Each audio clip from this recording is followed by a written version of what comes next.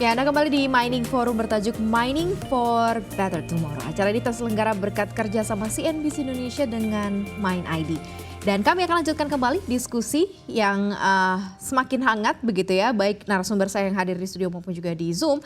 Kembali saya akan berdiskusi bersama dengan Dhani Amrul Ikhdan, Direktur Hubungan Kelembagaan MindID, kemudian ada Rizal Kasli, Ketua Umum Perhimpunan Ahli Pertambangan Indonesia Perhapi, dan juga ada Ibu Lana Saria selaku Direktur Pembinaan dan Pengusahaan Batubara Kementerian SDM, dan ada Bapak Rafli Yandra, Direktur Pengembangan Usaha PT Bukit Asam. Saya mau ke Bu Lana ya. Terakhir tadi saya sempat mention dan juga bertanya ke PTBA, ternyata ada sisi efisien juga ya terkait mengenai green energy ini. Tapi kita tahu ya Bu Lana bahwa setiap kali ada konsep green energy, green mining atau konsep green apapun itu ya identik dengan cost yang tinggi.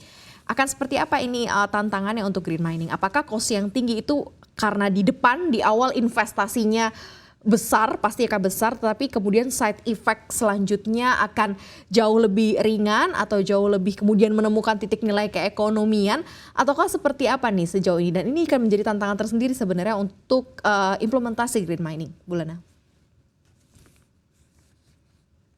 Baik Mbak Maria, bisa disampaikan bahwa memang dari segi biaya tentunya pasti akan ada biaya yang harus dikhususkan begitu ya. Untuk green mining tadi atau penerapan kaidah teknik pertambangan atau pemulihan lingkungan begitu, dan itu harus muncul sesuai dengan rencana apa yang akan dilakukan setiap tahunnya, baik itu dalam hal sarana dan prasarana untuk lingkungan, pengelolaan lingkungan, pemantauan lingkungan, juga reklamasi dan juga pasca tambang. Namun demikian memang manfaat dari biaya lingkungan tersebut tentunya akan mendatangkan manfaat yang lebih besar dari sisi sosioekonomi di areal tambang. Biaya yang tak terduga itu bahkan akan terjadi bila perusahaan mengabaikan aspek sosioekonomi lingkungan sekitar tambang, bahkan bisa mendatangkan kerugian yang sangat tinggi hingga berakhir di kondisi yang tidak diinginkan. Misalnya berhentinya kegiatan operasional tambang karena adanya penolakan dari warga sekitar akibat mengabaikan aspek green mining tadi. Nah, kondisi ini betul-betul disadari oleh para perusahaan tambang, sehingga tentunya tadi banyak di antara perusahaan tambang menjadikan biaya lingkungan sebagai salah satu komponen biaya yang penting begitu. Jadi kita pun akan melihat setiap tahunnya terhadap dampak yang ditimbulkan dalam tahun berjalan, kemudian rencana lingkungannya apa, sarana prasarana apa yang akan dilakukan, tentunya akan disesuaikan biaya yang ditetapkan sebagai biaya lingkungan. Demikian juga dalam hal biaya reklamasi yang dilaksanakan pemulihannya dalam 1 tahun.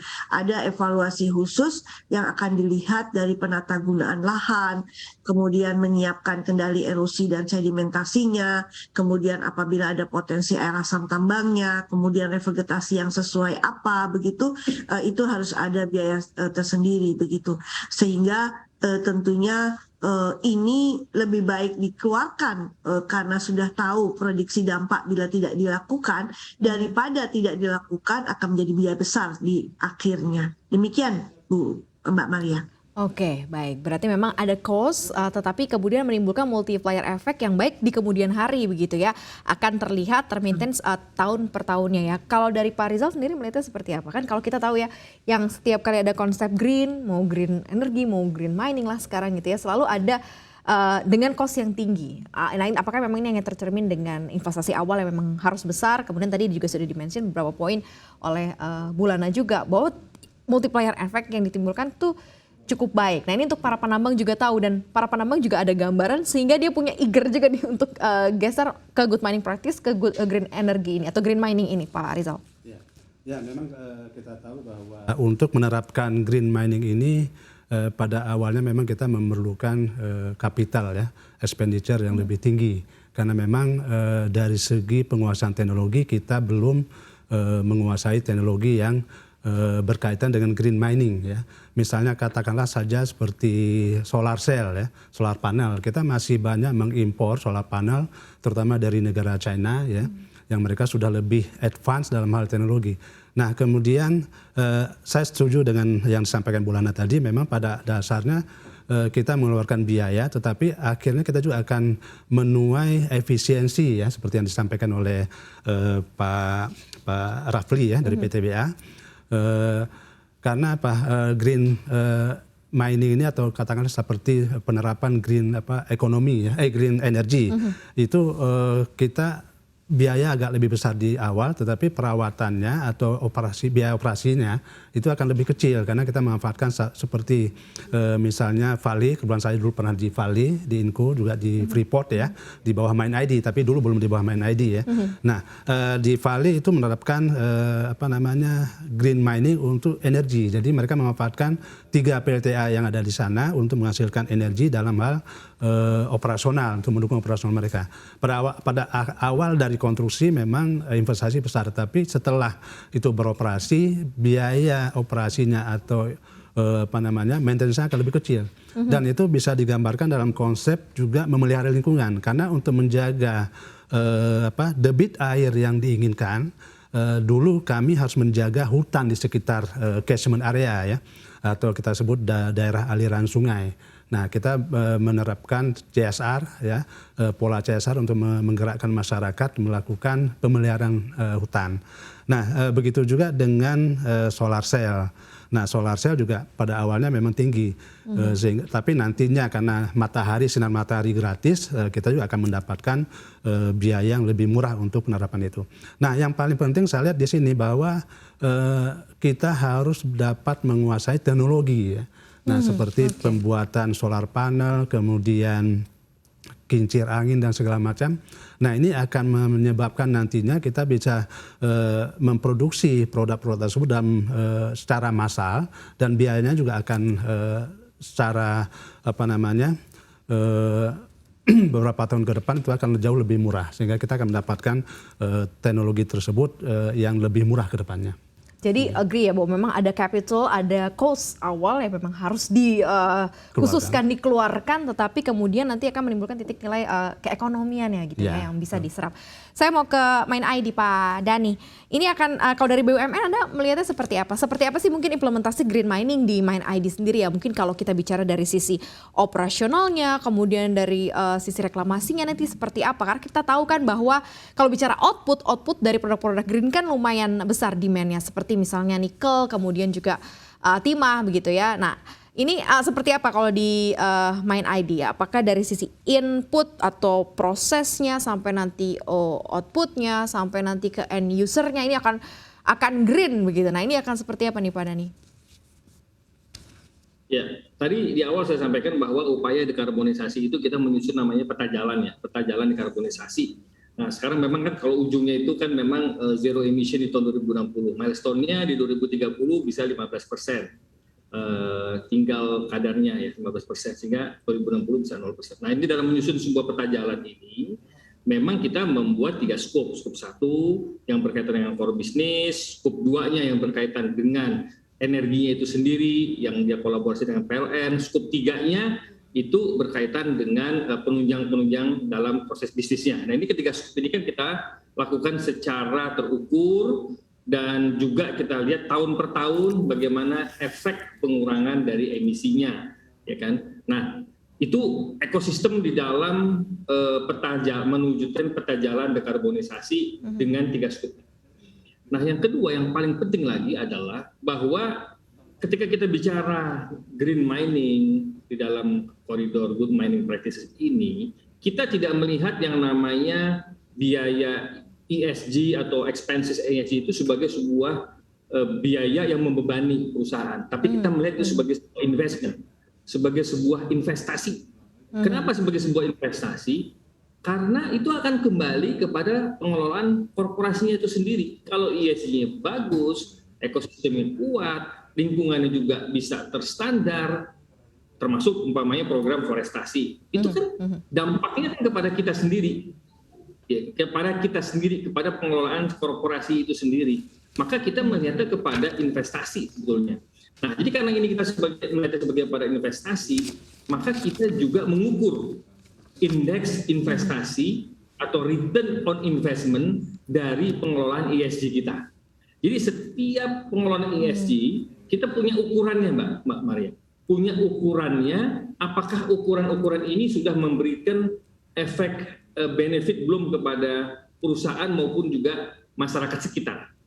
Nah, untuk mengukur ini kita kerjasama tidak hanya dengan pemerhati lingkungan, tapi kita kerjasama juga dengan kampus-kampus, universitas-universitas, ahli-ahli lingkungan. Karena di dalam program ICMM juga itu juga ada standarnya, standar benefit yang dirasakan dari perspektif stakeholder untuk melihat program ESG kita. Nah, sehingga kita selalu menempatkan ESG ini sebagai sebuah investment bagi pengelolaan korporasi. Jadi apapun itu worth it ya Pak, apa yang dikeluarkan di awal sebagai bentuk capital ya Pak ya?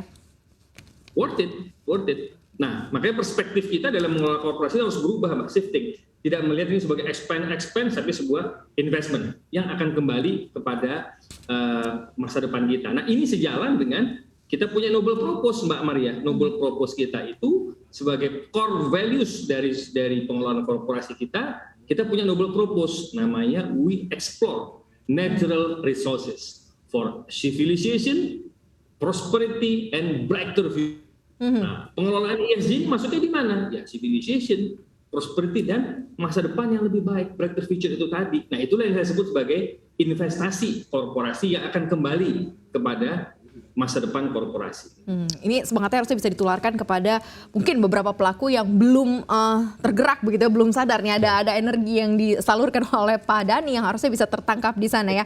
Saya mau ke Pak Rafli. Pak Rafli, Anda melihatnya seperti apa sih untuk implementasi green mining ini? Kalau dari sisi PTBA atau pertambangan batubara mungkin kan aktivitas penambangannya jauh lebih banyak ya. Seperti apa sih mungkin gambarannya, apakah nanti bisa semuanya ini dilakukan dengan green ya, mungkin dari sisi supply listrik begitu ya, implementasi alat berat begitu. Nah, ini semuanya akan memang mengarah ke green begitu ya, bukan hanya hasilnya tetapi aktivitas yang dilakukannya juga green ya, green activity di mining. Seperti apa Pak Raffi?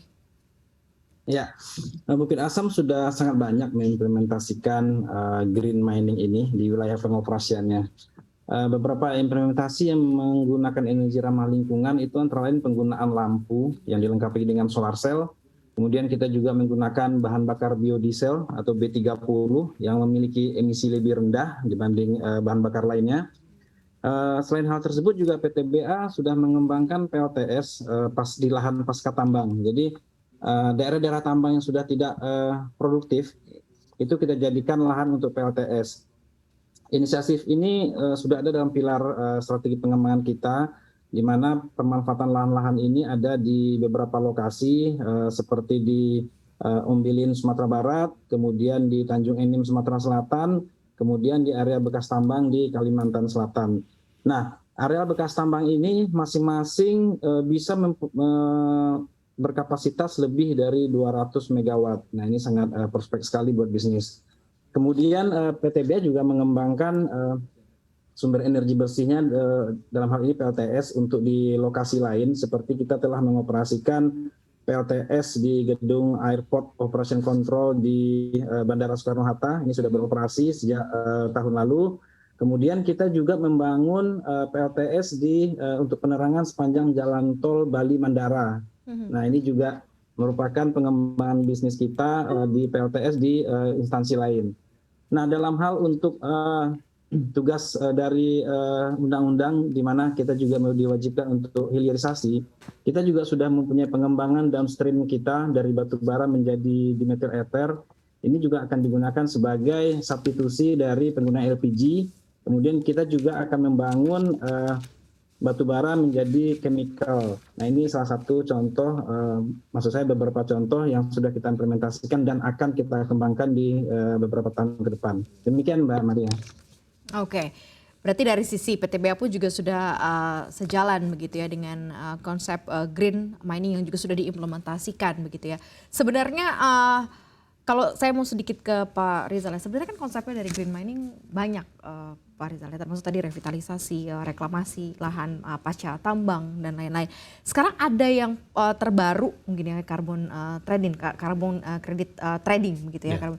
Ini sesuatu yang mungkin apakah cukup sejalan juga dengan nanti end up-nya net zero emission atau green mining ini Pak Rizal? Ya, nah memang ini sejalan nanti yang namanya carbon trading ya, baik carbon credit dan apa namanya itu akan sejalan dengan program green mining ini ke depan.